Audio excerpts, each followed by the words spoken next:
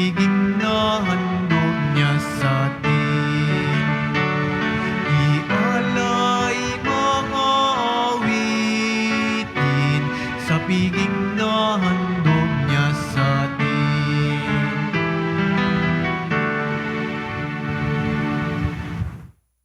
Sa ngalan ng Ama at ng Anak at ng Espiritu Santo, Amen. sumainyo ang Panginoon. At sumainyo rin. Mga kapatid, aminin natin ang ating mga kasalanan upang marapat tayong gumanap sa banal na pagdiriwang.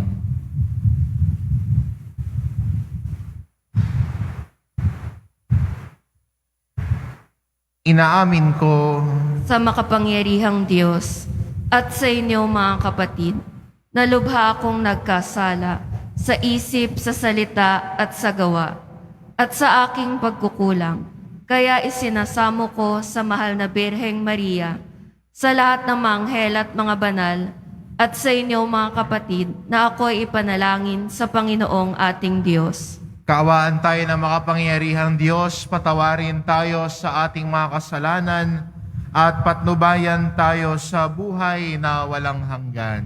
Amen. Panginoon, kaawaan mo kami. Panginoon, kaawaan mo kami. Kristo, kaawaan mo kami. Kristo, kaawaan mo kami. Panginoon, kaawaan mo kami. Panginoon, kaawaan mo kami.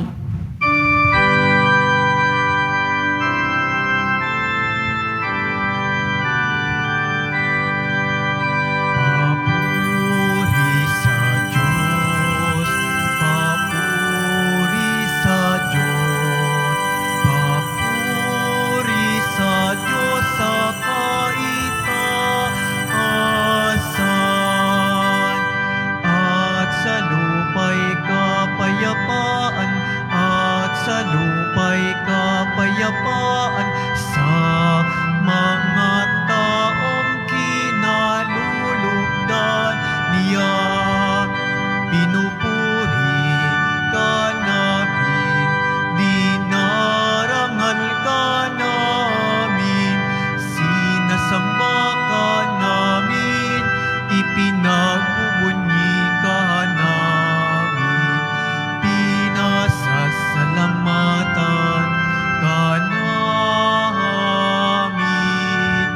Dahil sa dakila mong angking kapurihan, Panginoong Diyos, Hari ng langit, Diyos amang makapangyarihan sa lahat, Panginoong Hesukristo, bugtong na anak, Panginoong Diyos, Kordero ng Diyos, anak ng Ama.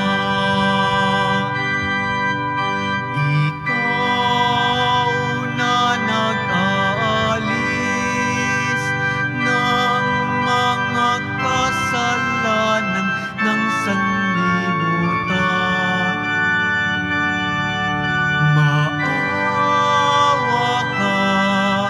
Maawa ka sa amin. Ikaw na nag-aalis ng mga kasalanan ng sanlibutan. Tanggapin mo ang aming kahilingan.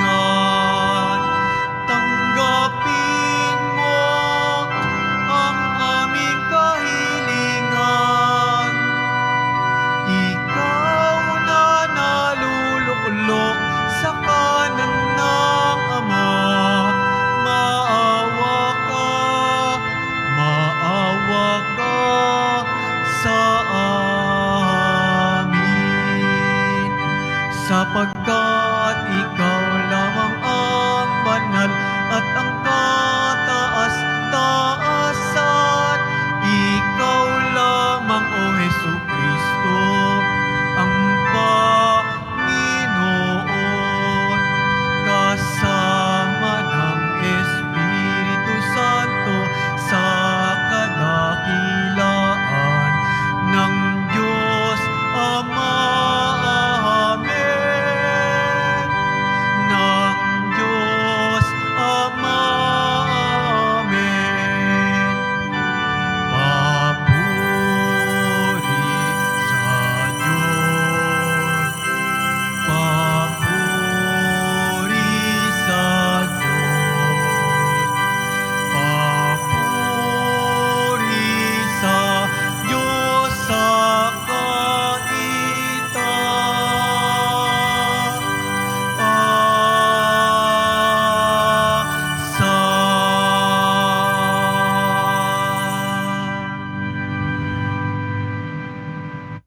Manalangin tayo.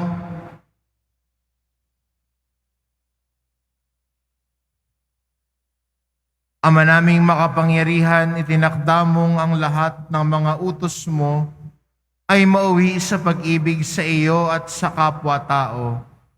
Ipagkaloob mong sa pagtalima namin sa mga ito, kami pagindapatin mong sumapit sa buhay na walang katapusan sa pamamagitan ni Hesukristo, kasama ng Espiritu Santo, magpa sa walang hanggan. Amen. Magsiupo po muna ang lahat.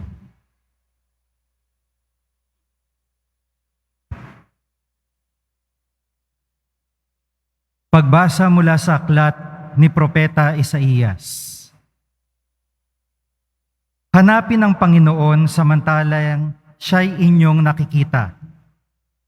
Siya ang tawagin habang malapit pa.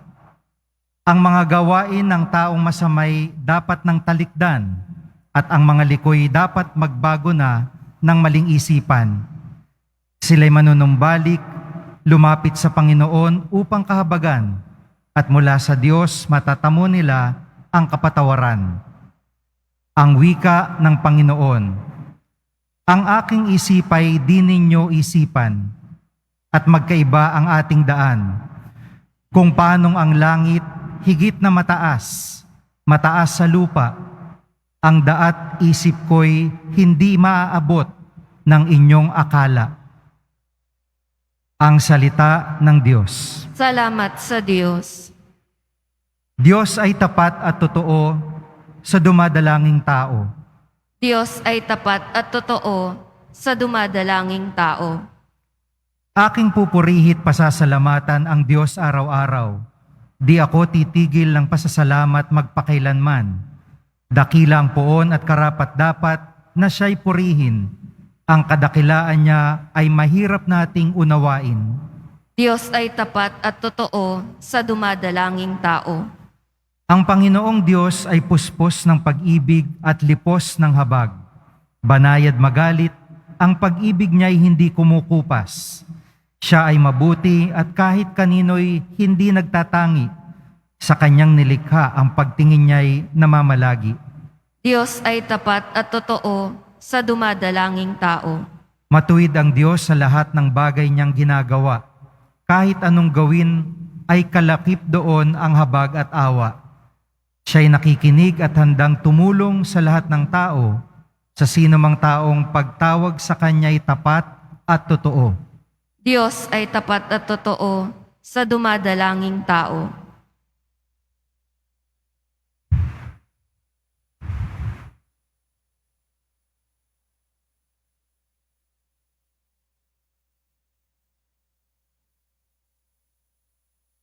Pagbasa mula sa sulat ni Apostol San Pablo sa mga taga-Filipos.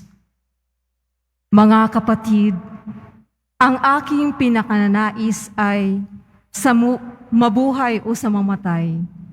Mabigyan mo ng karangalan si Kristo, sapagkat para sa akin si Kristo ang buhay, at dahil dito'y pakinabang ang kamatayan. Ngunit kung sa pananatili kong buhay ay makakagawa ako ng mabuting bagay, hindi ko malalaman ngayon kung ang alin na aking pipiliin sa dalawang hangarin. Ang ibig ko'y pumanaw na sa buhay na ito upang makapiling ni Kristo. Yamang ito ang lalong mabuti para sa akin. Sa kabilang dako, kung mananatili akong buhay, ay makakabuti naman sa inyo. Kaya nga mga kapatid, pagsipapan ninyong mamuhay ayon sa mabuting balita tungkol kay Kristo. Ang salita ng Diyos. Salamat sa Diyos. Magsitayo na po ang lahat.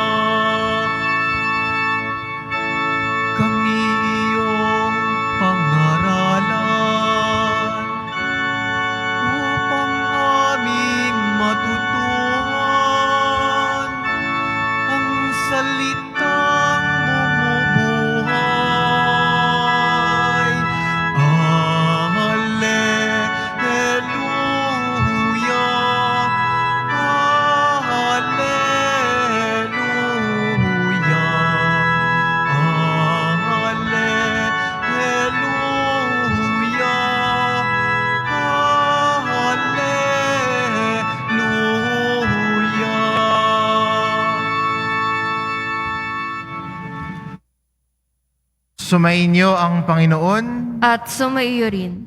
Ang mabuting balita ng Panginoon ayon kay San Mateo. Papuri sa iyo, Panginoon.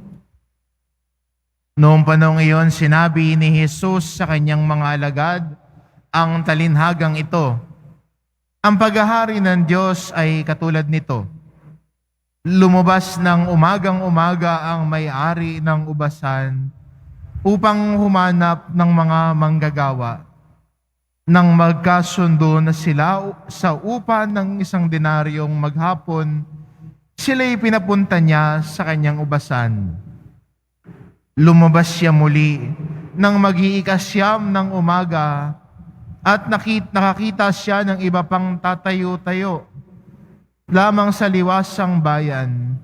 Sinabi niya sa kanila, "Pumaroon din kayo at magtrabaho sa aking ubasan, at bibigyan ko kayo ng karapatang upa." At pumaroon nga sila. Lumabas na naman siya ng mag-12 ng tanghali at ng mag-13 ng hapon. At gayon din ang ginawa niya. Nang mag-15 ng hapon, siya'y lumabas uli at nakakita pa ng iba pang wala ring ginagawa. Sinabi niya sa kanila, "Bakit kayo tatayo-tayo lang dito buong maghapon? Wala pong magbigay sa amin ng trabaho," sagot nila. At sinabi niya, "Kung gayon, pumaroon kayo at gumawa sa aking ubasan." Pagtatakip silim, sinabi ng may-ari ng ubasan sa kanyang katiwala, "Tawagin mo na ang mga manggagawa at sila'y upahan, magmula sa huli hanggang sa unang nagtrabaho." Ang mga nagsimula ng 5 ng hapon ay tumanggap ng tag-1 denaryo. At nang lumapit ang mga nauna, akala nilang tatanggap sila ng higit doon. Ngunit ang bawat isa ay tumanggap din ng 1 denaryo. Pagkatanggap nila, nagreklamo sila sa may-ari ng ubasan. Sabi nila, "1 oras lang po gumawa ang mga huling dumating. Samantalang maghapon kaming nagpagal at nagtiis sa nakapapasong init ng araw. Bakit naman po ninyo pinare-pareho ang upa sa amin?" At sinabi niya sa isa sa kanila, "Kaibigan, hindi kita dinadaya. Hindi ba't nagkasundo tayo sa 1 denaryo? Kunin mo ang ganang iyo at umalis ka na. Maano kung ibig kong upahan ang nahuli ng tulad ng upa ko sa inyo? Wala ba akong karapatang gawin ang aking maibigin sa ari-arian ko? O naiinggit ka lang sa aking kabutihang loob? Kaya't ang nahuhuli ay nauuna at ang nauuna ay nahuhuli." Ang mabuting balita ng Panginoon. Pinupuri ka namin, Panginoong Heso Kristo. Magsiupo po muna ang lahat.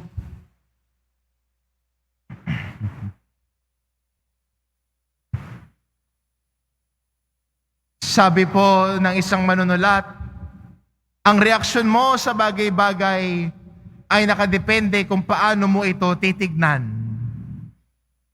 Sabi niya, isipin mo na lang ang buhay mo, itinitignan mo sa isang telescope. At may 2 siyang eyepiece. Yung isang eyepiece ay yung pangit ang makikita mo. Yung isang eyepiece naman, o yung pwede mong ilagay ang mata mo, ang makikita mo ay yung kagandahan. Sabi niya doon, kung saan na doon ang titignan mo, ay nasa iyo na yon. Mas gusto mo bang tignan yung pangit, yung masama, o mas gusto mong pansinin yung mabuti at kagandahan? Sa atin pong ebanghelyo, nagsabi ho si Jesus ng isang talinhaga. At ang talinhaga niya ay tungkol sa mga manggagawa na kinausap niya ng isang may-ari ng ubasan. Yung isa, first shift. Umagang-umaga, sinabi sa kanila, trabaho kayo, bibigyan ko kayo ng ganitong sahod. Lumabas siya ng ikasyam, lumabas ulit siya ng tanghali, 3:00 ng hapon, at 5:00 ng hapon. Tapos nung ibinigay na ang sahod sa kanila, pare-pareho sila ng tinanggap. Yung mga nauna, paano nila tinignan yung sitwasyon? Kasi nung akala nila, mas malaki yung matatanggap nila, pero pagtingin nila, pare-pareho pala sila. Sila ay nagreklamo. Maganda nga yung isang translation, nagbulungan muna. Minsan di gano'n, pag may hindi magandang nangyari, may makita ka magtutumpukan, tapos nagbubulong-bulungan. Pero lumapit sa kanila at nagreklamo. Paano na tinignan yung sitwasyon? Imbis na sana matuwa sila dahil doon sa mga pumunta sana nung 5:00 ng hapon, kaysa walang makain dahil walang sahod, meron silang natanggap.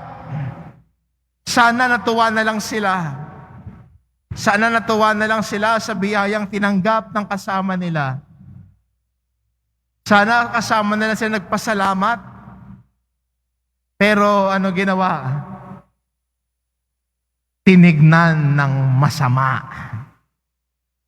Minsan ba sa buhay natin, may mga pagkakataon tayo na ang kapwa natin ay tinitignan natin ng masama. Tinitignan natin yung pangit. At minsan sa isip natin, dahil tinitignan natin masama ang kapwa natin, gumagawa rin tayo ng sariling kwento natin ukol sa kapwa natin. Mga masasama at pangit na kwento. Pero, maganda makita sa ebanghelyo natin, dito ba talaga tayo tinatawag ng Panginoon? Kung tinatawag niya tayo sa pagbabago ng buhay, kung tinatawag niya tayo sa pagpapanibago ng sarili, pwede din nating makita ito bilang isang hamon at paanyaya sa atin. Kung paano natin tinitignan ang kapwa natin, sana hindi na masama ang pagtingin natin, kundi ang nakikita natin ang kabutihan at kagandahan sa paligid natin. Parang mahirap kasama, no? Pag may isang taong lahat na lang ng pangit ang nakikita niya. Lagi na lang may reklamo. Lagi na lang may hindi magandang sasabihin. Di ba parang ang bigat kasama nun? Kahit sa napakaliit na bagay, laging meron siyang negative comment. Yun ang taong masama ang mata. Kasi sa pamamagitan ng mata natin, doon natin nakikita ang paligid natin.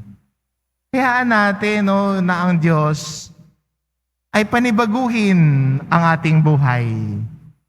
At hindi ba dito tayo tinatawag lagi ng Panginoon tungo sa pagbabago ng ating buhay? At paano natin tinitignan ang paligid natin? Paano natin tinitignan ang kapwa natin? Sa grasya ng Diyos ay kaya nating baguhin. Kaya nating baguhin mula sa pagtingin na puro masama at pangit. Pwede nating makita ang buhay biyaya.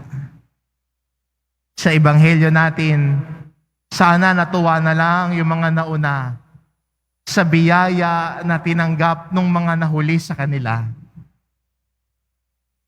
Hindi na lang sana sila nainggit. Kasi minsan ng inggit, ang tinitignan natin, yung biyaya na tinanggap ng kapwa natin. Ganun naman ho ang inggit eh. Tinitignan natin yung biyaya ng kapwa natin.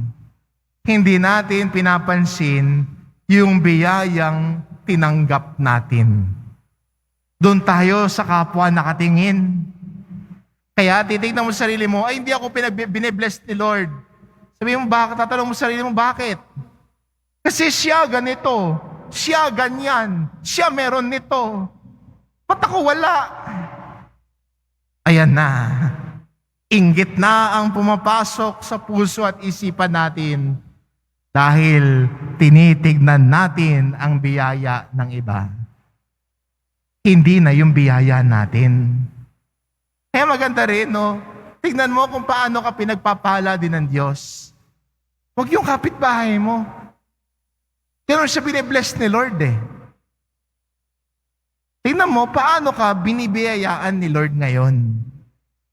At doon mo makikita na wala palang dahilan para mainggit.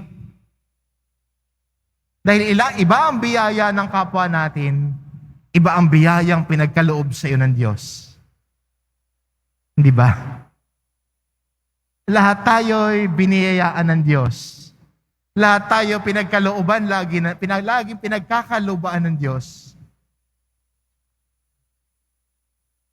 Anong tinitignan mong biyaya?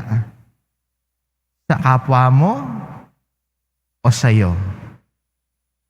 Ang pagtingin sa biyaya ng kapwa, nagdudulot ng inggit. Ang pagtingin sa biyaya ng Diyos sa buhay mo, nagdudulot ng pasasalamat. Alin ang gusto mong reaksyon? Inggit o pasasalamat? At sana talikuran natin yung inggit. Wala namang mabuting madudulot yan sa buhay natin. Sasama lang loob mo. Bibigat lang ang pakiramdam mo. Pero kung titignan natin paano tayo binibiyayaan ng Diyos, ang taong may pusong nagpapasalamat, magaan ang loob. Hindi ba? Magaan ang loob ng isang taong nagpapasalamat sa Diyos sa paggabay ng Diyos sa kanyang buhay. Kaya alin doon ang nais mo? Inggit o pasasalamat? Simulan ito sa pagbago sa iyong paningin o ang tinitignan sa paligid mo. Hindi pangit ang titignan, kundi ang titignan ang biyaya ng Diyos. Hindi yung kulang ang papansinin, kundi ang titignan natin ang binibigay ng Diyos sa bawat isa sa atin. At matuwa tayo sa biyaya na tinatanggap din ng iba. Samahan natin yung mga taong kaibigan natin na tumanggap ng biyaya at matuwa tayo para sa kanila. Huwag natin silang kainggitan. Matuwa din tayo para sa kanila. Kasi pag may nakakaangat sa buhay, kasama ng paglago natin bilang Kristiyano, ay nai-inspire din tayo. Hindi natin kiniinggitan o parang tinitignan natin na bilang banta sa buhay natin. Sa katunayan, ganun pumapasok ko yung pagiging utak talangka natin, mga Pilipino. Naiinggit tayo sa biyaya ng iba o minsan natetreten tayo pag may biyaya ang ibang tao. Imbis na matreten o mainggit, magpasalamat o ma-inspire sa biyaya nila para tayo din ay patuloy na magpatuloy sa ating paglalakbay sa buhay. Di ba nakakatuwa minsan ang mga magbasa ng mga inspirational stories na nabibigay sa atin ng lakas ng loob na magpatuloy sa ating buhay. Dalawa ang pwede nating tignan.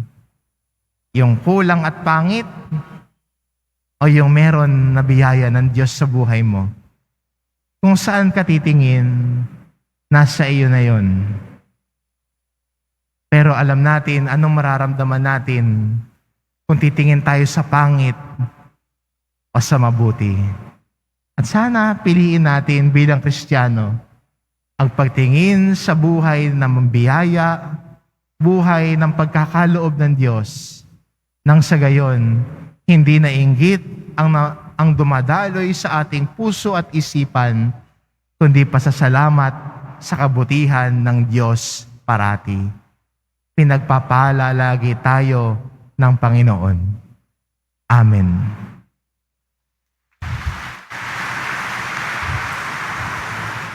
Magsitayo na po ang lahat.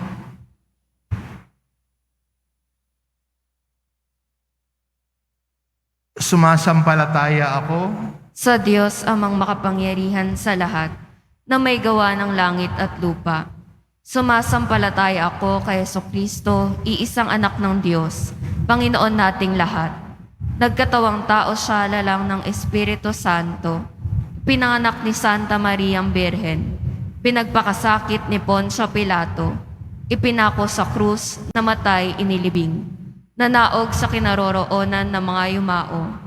Nang may 3 araw na buhay na maguli. Umakyat sa langit. Naluluklok sa kanan ng Diyos amang makapangyarihan sa lahat. Doon magmumulang paririto at huhukom sa nangabubuhay at nangamatay na tao.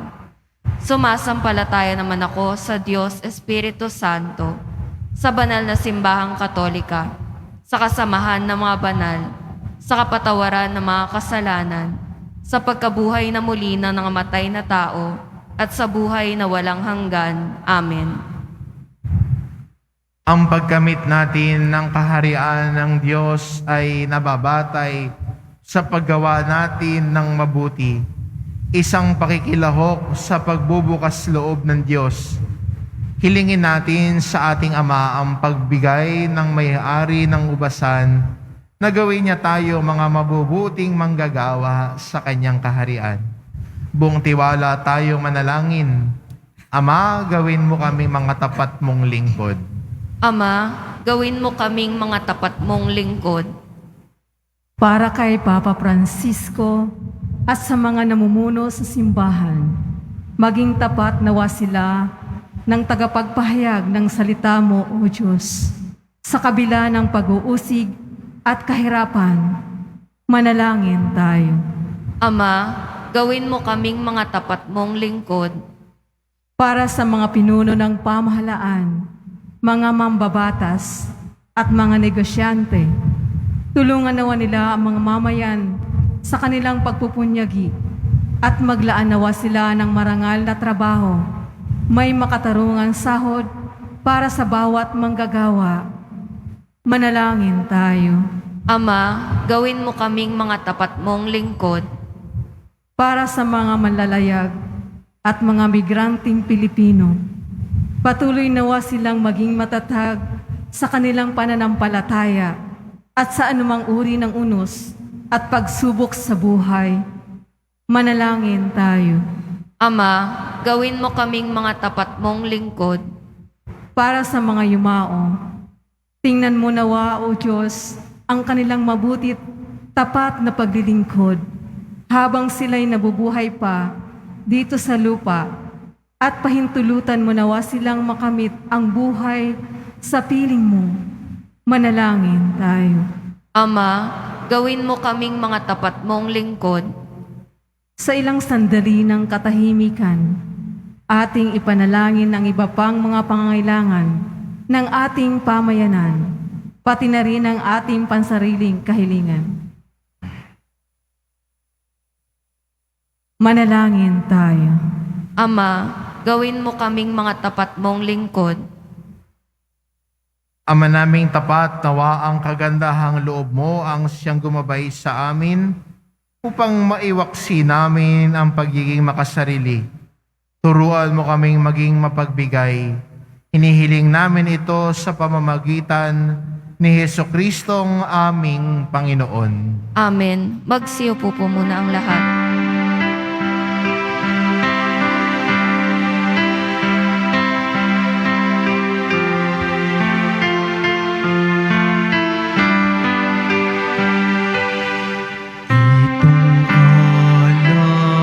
alak at tinapay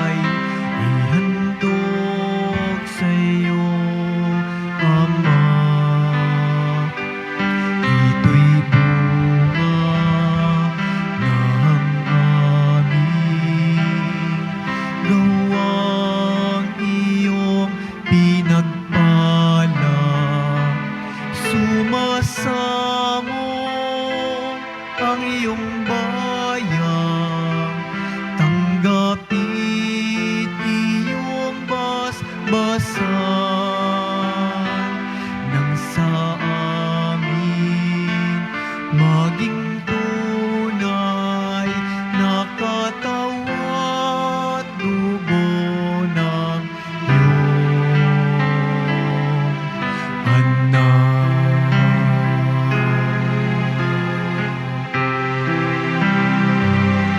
Magsitayo na po ang lahat.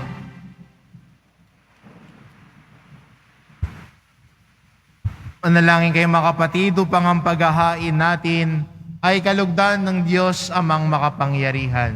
Tanggapin nawa ng Panginoon itong paghahain sa iyong mga kamay, sa kapurihan niya at karangalan, sa ating kapakinabangan at sa buong sambayanan niyang banal. Ama naming lumikha, maawain mong kalugdan ang mga alay ng iyong sambayanan upang ang ipinahahayag namin ng may pananampalatayang matibay ay aming tanggapin sa banal na pakikinabang sa pamamagitan ni Hesukristo kasama ng Espiritu Santo magpa sa walang hanggan. Amen. Sumainyo ang Panginoon. At sumaiyo rin. Itaas sa Diyos ang inyong puso at diwa. Itinaas na namin sa Panginoon. Pasalamatan natin ang Panginoong ating Diyos. Marapat na siya ay pasalamatan.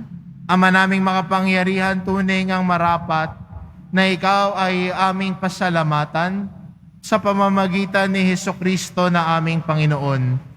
Sa dakilang pagtubos niya sa amin, ang kasalanan at kamatayang aming pasanin ay binalikat niya upang kami palayain at maitampok sa iyong luningning. Siya ang nagtanghal sa amin bilang liping hinirang, pari at haring lingkod sa iyong kamahalan. Mula sa kadiliman kami iyong liwanag bilang iyong angkan na may tungkuling maglahad ng iyong dakilang pag-ibig sa lahat. Kaya kaisa ng mga anghel na nagsisiawit ng papuri sa iyo nang walang humpay sa kalangitan, kami nagbubunyi sa iyong kadakilaan.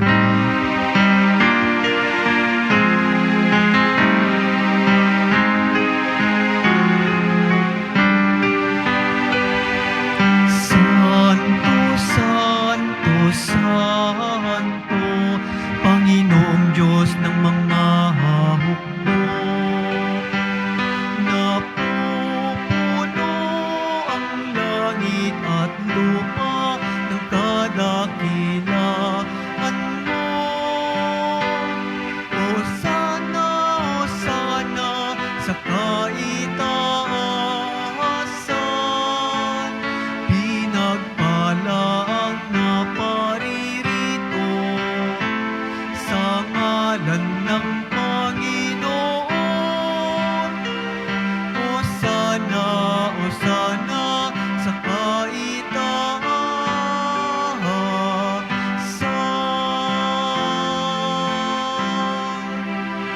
Magsiluhod po ang lahat.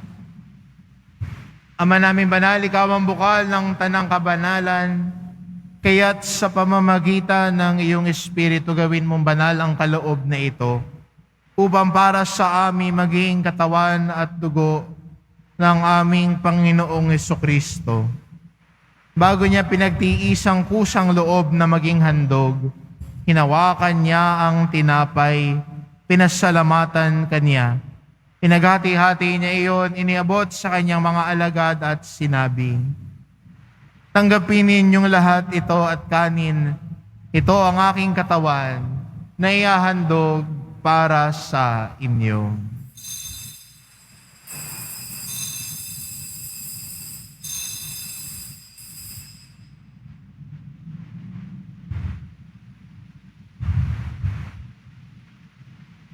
Gayun din naman na matapos ang hapunan, hinawakan niya ang kalis. Muli kanyang pinasalamatan. Iniabot niya ang kalis sa kanyang mga alagad at sinabi, "Tanggapin ninyong lahat ito at inumin. Ito ang kalis ng aking dugo, ng bago at walang hanggang tipan. ang aking dugo na ibubuhos para sa inyo at para sa lahat, sa ikapagpapatawad ng mga kasalanan. Gawin ninyo ito sa pag-alala sa akin.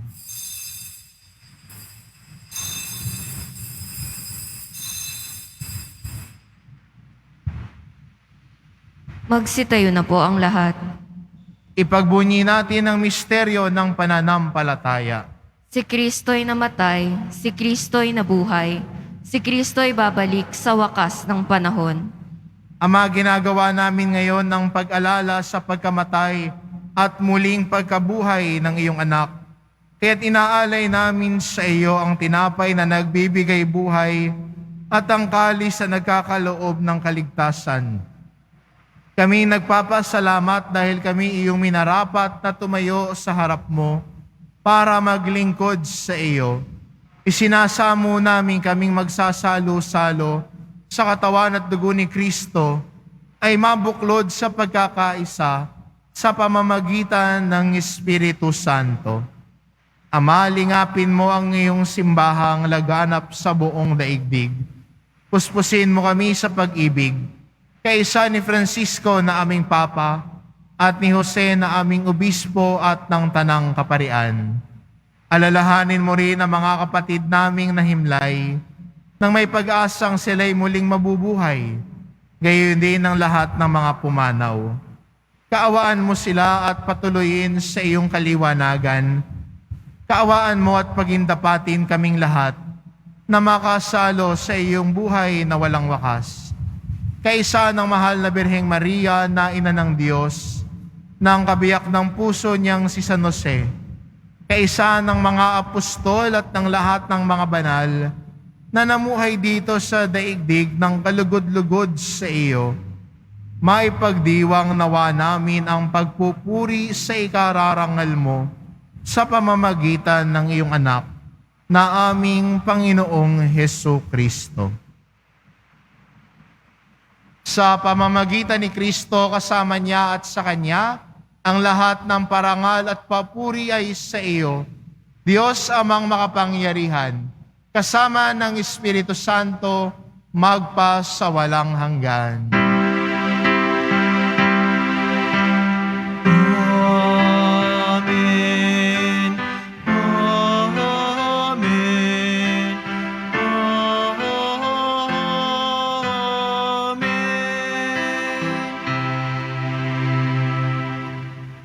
Sa tagubilin ng mga nakagagaling na utos at turo ni Jesus na Panginoon natin at Diyos, ipahayag po natin ng lakas loob.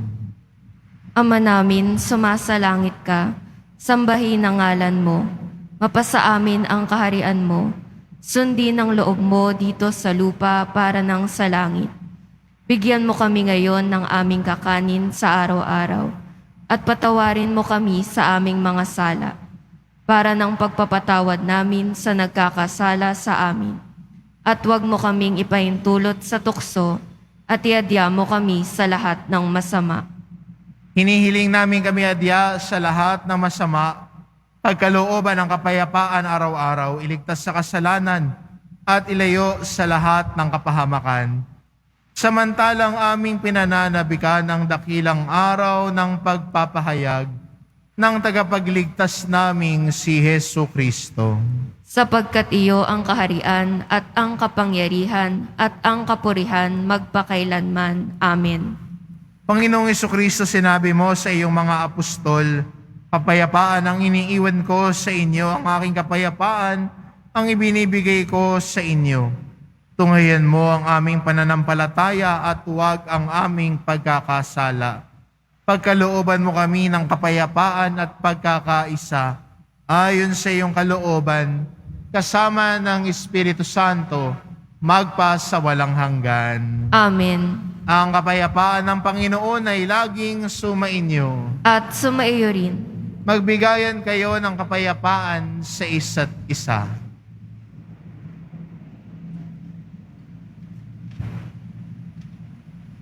Kordero ng Diyos na nag-aalis ng mga kasalanan ng sanlibutan, maawa ka sa amin.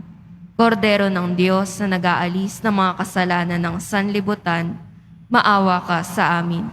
Kordero ng Diyos na nag-aalis ng mga kasalanan ng sanlibutan, ipagkaloob mo sa amin ang kapayapaan. Magsiluhod po ang lahat.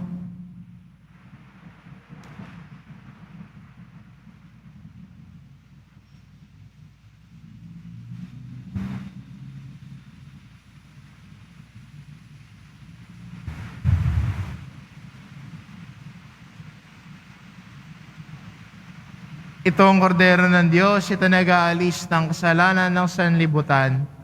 Mapalad ang mga inaanyayahan sa kanyang piging. Panginoon, hindi ako karapat-dapat na magpatuloy sa iyo, ngunit sa isang salita mo lamang ay gagaling na ako.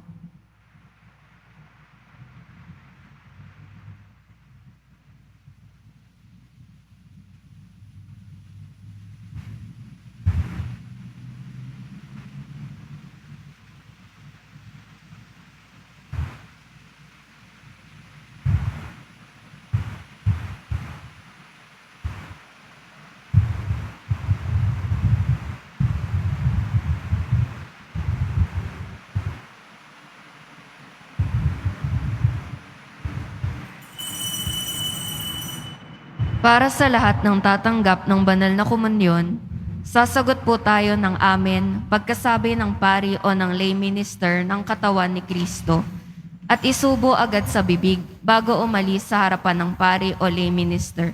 Sumunod po tayo. Maraming salamat po.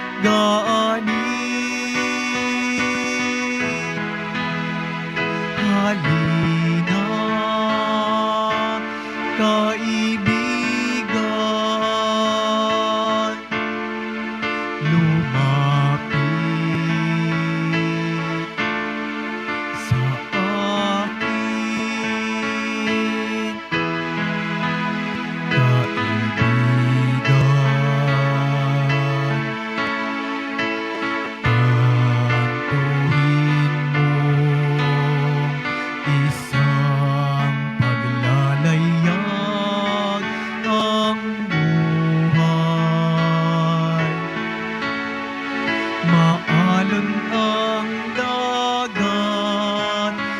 may kalaliman. Kung may unos at may hangin, di mo kayang paglabanan.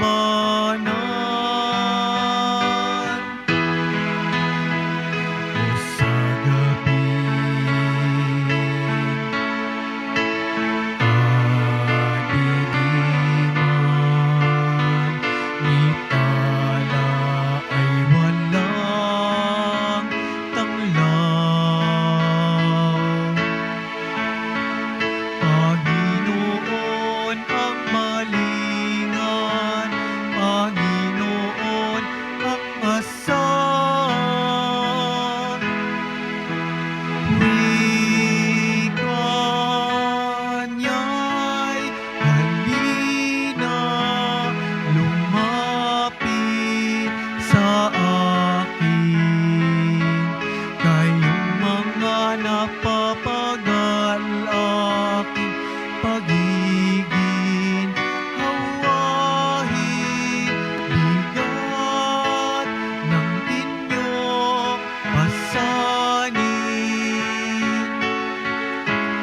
ay aking paggaganin.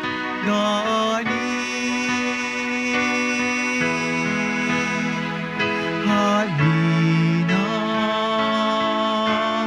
kaibigan, lumapit sa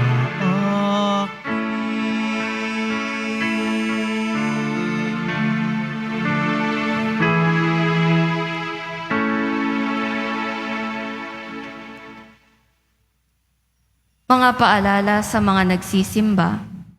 Pagkatapos ng misa, wiwisikan po ang lahat ng banal na tubig.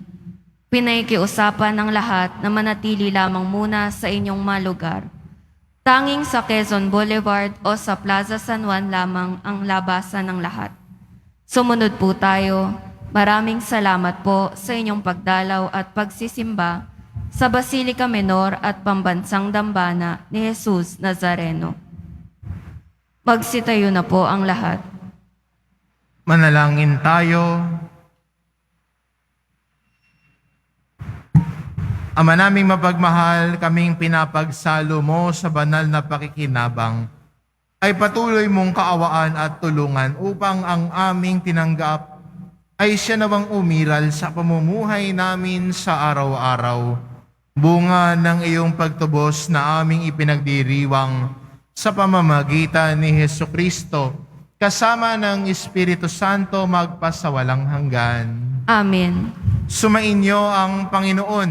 At sumaiyo rin. Mahal na poong Jesus Nazareno, inihayag mo sa pamamagitan ng krus ang walang maliw na pag-ibig ng Diyos sa sangkatauhan. Pakinggan mo ang kahilingan ng iyong angkan na nagsusumamo sa iyo. Makakamtanawa nila ang iyong katugunan at tanggapin ang kasagutan na may utang na loob na tinatanaw. Basbasan din po ninyo ang mga may daladala nilang imahen at dasalan.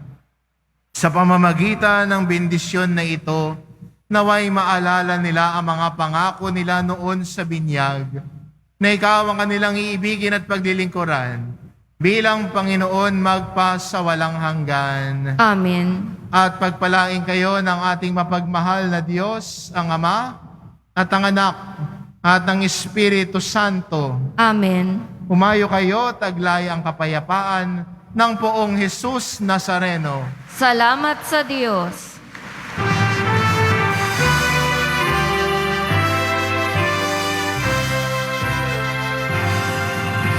Padre Jesus Nazareno, sinasamba ka namin, pinipintuho ka namin, aral mo ang